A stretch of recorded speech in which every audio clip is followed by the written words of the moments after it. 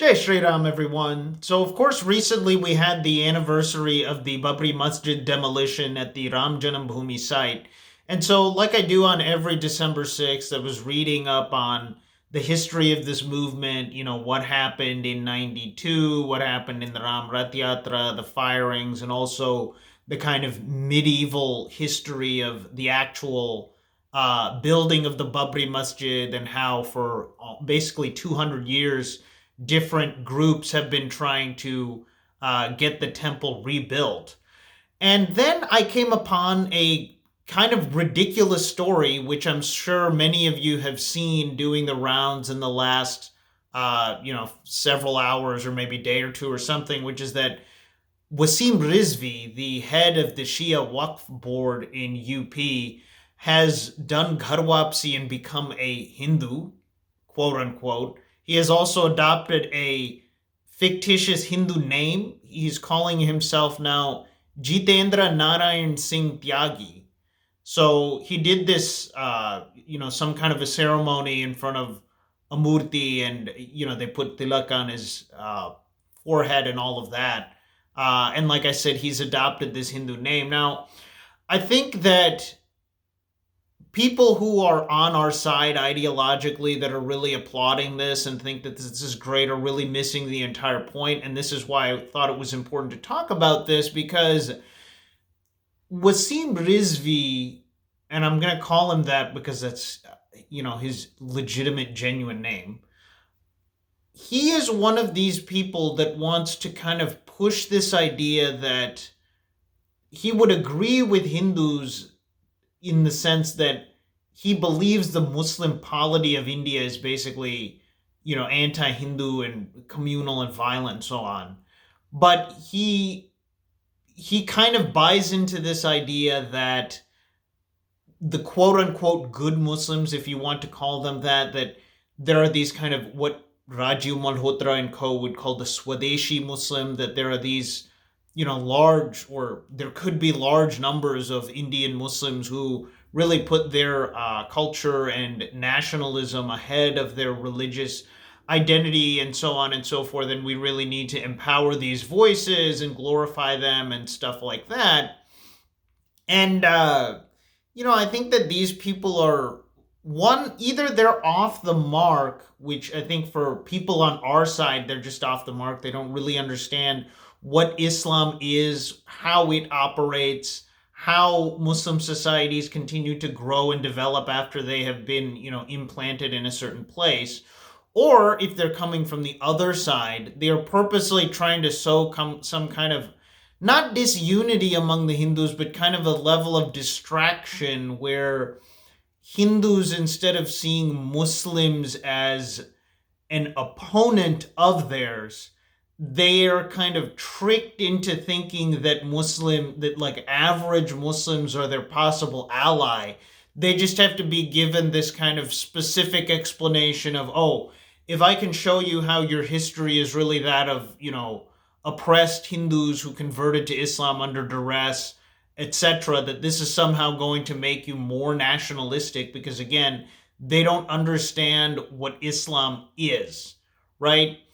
And the reason that I say this about Wasim Rizvi, now, as I say that, I'm sure that a lot of you would think, well, Arjun, that doesn't really make any sense because Wasim Rizvi has become a Hindu, right? Ghar Wapsi. I mean, a lot of people out there are really interested in this idea of Ghar Wapsi because they see very, very, very small numbers of individual cases of either like the VHP or some organization has gone somewhere and reconverted a group of people who recently had converted, usually to Christianity, or they'll see like individual people like there's these Indian Christian women who basically Ghar Wapsied and became Hindu. And, there are certain people on our side that think that this is like reasonable. And by reasonable, I mean they think that this is something that could actually affect more than just a small handful of people. Because I think, again, they don't really understand religion. They don't really understand why people convert to any religion and why that's happened in the past in Indian society. But something that should be understood of Waseem Rizvi, he's actually been famous for quite a period of time, and he produced this movie called Ram Ki Janmabhoomi back. It was released on the 29th of March of 2019. Now, I have not watched this movie, but I did consult the Jagat Guru of the modern day, Wikipedia, and read the plot line that's listed on the Wikipedia page of this movie. And what I read there was basically a person who understands what grievances the Hindus of like modern 21st century India have with the Muslims. What are their grievances? What are their fears? What do they not like? What are their stereotypes?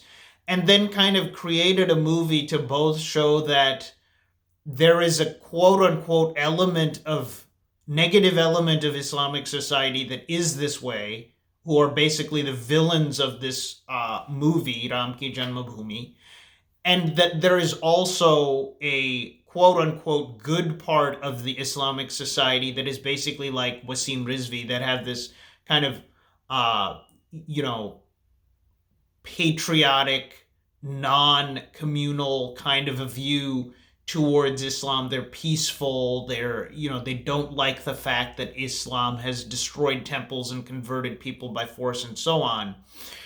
And I think, again, if Hindus really think that there is any significant part of the Muslim polity that would be amenable to this, because they think, oh, there are Muslims out there like, what Waseem Rizvi is showing us in this movie, you've missed the entire point. Again, what you should never do is form your ideas about reality off of either one, your anecdotal evidence that's actually based on your own misunderstanding of the situation, as opposed to even anecdotal evidence that's real. And two, what the media tells you. You should instead study history, study current events, look at broad trends that have been affecting and caused by this religion for the last 1400 years, that it has existed and affected different societies around the world. Don't get wrapped up in overly Indian, overly personal, overly biased towards very modern day politics and realities kinds of a view towards this.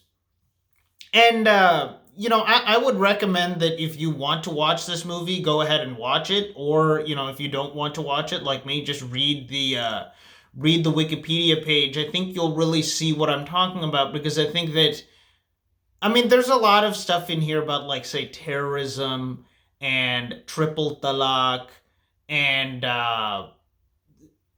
older men marrying younger women. There's a nikah halala in this movie. All of these kinds of things that we clearly see as being negatives within the Islamic society, but they're being portrayed here as not negatives within the Islamic society broadly. They're being portrayed as there's a part of Islamic society that's like this, and just as importantly, that they're kind of manipulated into this by their leadership. So there is the basic villain of this movie, Zafar Khan. He is kind of manipulating people into doing all of these things. It's not like the negative parts of even this part of the Islamic society that's described in this movie. It's not even as if it's an organic part of their reality. They're being kind of controlled like puppets by a puppeteer by this big villain, right? And again, this is a movie, but I'm talking about it at length because this was produced by Waseem Rizvi, and it clearly shows how he thinks about things, and you get a real insight into the man's thinking by looking into this.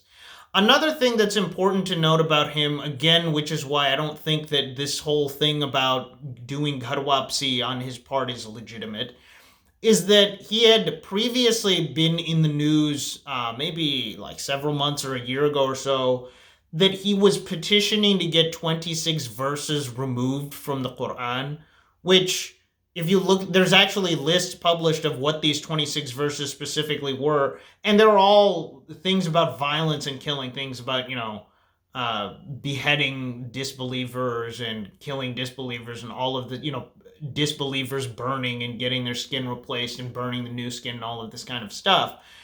Uh, Again, these things are just part of the religion of Islam. You cannot take those things away. They're an integral part of the religion. And again, we have this mental disease among Hindus where if someone says something even remotely negative about Islam, we think that they're our brother somehow, as if no one who doesn't actually align with us on anything might have something negative to say about some part of Islam. We have to really understand that that's really not the case at all. Lots of people may have grievances with lots of different parts of Islam for their own reasons, many of which have nothing to do with us at all. And if we don't understand that and blindly think that all of these people are our allies and our friends, then we're going to continue to get distracted. We're going to continue to buy into things that are not true. And I wanted to close on this, something that I hear a lot in just random conversations, whether online or in real life, when talking about, say, Hindu history or Hindu politics from Hindus who are, again, on our ideological wavelength, is this idea that Hindus are somehow traitorous. If Hindus, we didn't betray other Hindus and we were united and things like that, then we would have been able to solve all our problems. And I think